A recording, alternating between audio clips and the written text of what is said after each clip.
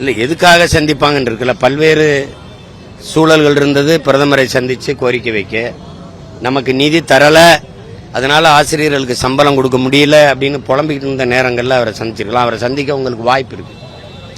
நீங்கள் கேட்டால் நேரம் கொடுக்குறாங்க. காலையில் உங்களை சந்திக்கிறாங்க, மாலையில் தம்பி உதய சந்திக்கிறாங்க. அப்படி ஒரே நாளில் எல்லாரையும் சந்திக்க முடியுது, உங்களால் சந்திக்க முடியுது. அப்படி இருக்கும்போது எண்ணற்ற சிக்கல்கள் நமக்கு வந்தது. அப்போலாம் பேசி நீங்கள் அதை சரி செஞ்சிருக்கலாம். இந்த இப்போ 3 நிதி ஆயோக் அந்த கூட்டத்தை நிராகரிச்ச நீங்க இப்போ இந்த நிதி ஆயோக் கூட்டத்துக்கு ஏன் போறீங்கிற கேள்வி எல்லாருக்கும் எழுது. அதுக்கு விளக்கம் சொல்லியிருக்கணும், இந்த வாட்டி ஏன் போறீங்க அப்படின்னு. அது ஒரு வேளை நீங்க அமலாக்கத்துறை சோதனைக்காக போறீங்களா அப்படி சந்தேகம் வருது இல்ல.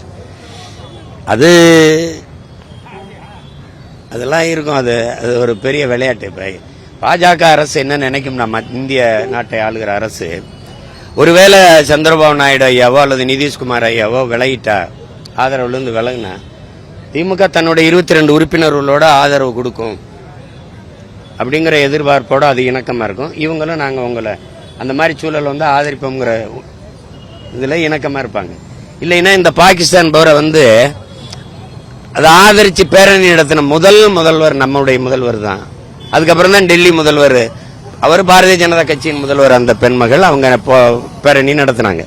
கூட்டணியில் இருக்க சந்திரபாபு நாயுடோ அல்லது நிதிஷ்குமாரோ நடத்தாத போது, பாரதிய ஜனதா கட்சி ஆளுகிற மாநிலங்களோட அந்த மாநில முதல்வர்கள் அந்த போரை ஆதரித்து பேரணி நடத்தாத போது, நம்முடைய முதல்வர் அவசரமா பேரணி நடத்த வேண்டிய தேவை என்ன இருக்குது?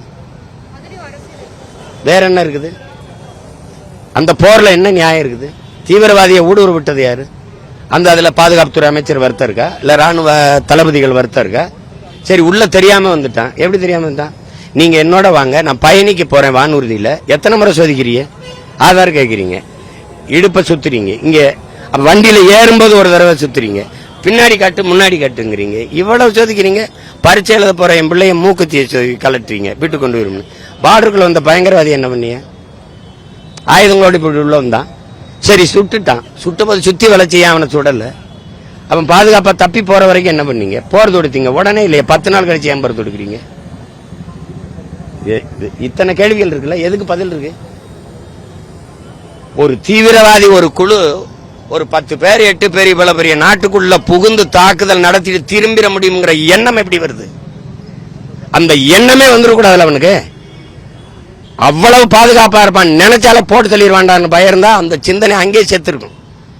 ஏற்கனவே புல்வாமால சரி விட்டுட்டீங்க, தாக்கிட்டான், அது ஒரு படிப்பினை இல்லையா? அப்ப கூடுதலால பாதுகாப்பு இருந்திருக்கணும். அதுவும் ஒரு சுற்றுலா தலத்துல, பகல்காம் பகுதியில் கேட்டா எங்களுக்கு சுற்றுலா தலம் ஆக்குனதே தெரியாதுன்றீங்க. இது தெரியாதுன்னு சொல்றதுக்கு ஒரு அதிகாரம் வச்சுக்கிறதா? கவனம் இல்லாம நடந்துருச்சு, தெரியாம நடந்துருச்சு. சொந்த நாட்டு மக்களை பாதுகாக்கிறது வழி இல்ல, பாதுகாக்கிறதுக்கு முடியல.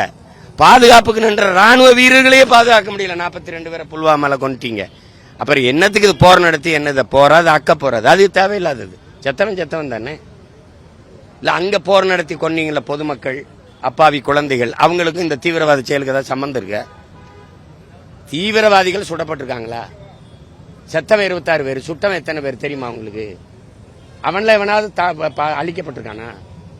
அப்புறம் பிளே ஸ்டோர் மற்றும் ஆப் ஸ்டோரில் இருந்து பாலிமர் செயலியை QR கோடு மூலம் பதிவிறக்கம் செய்யுங்கள். செய்திகளை உடனுக்குடன் பெறுங்கள்.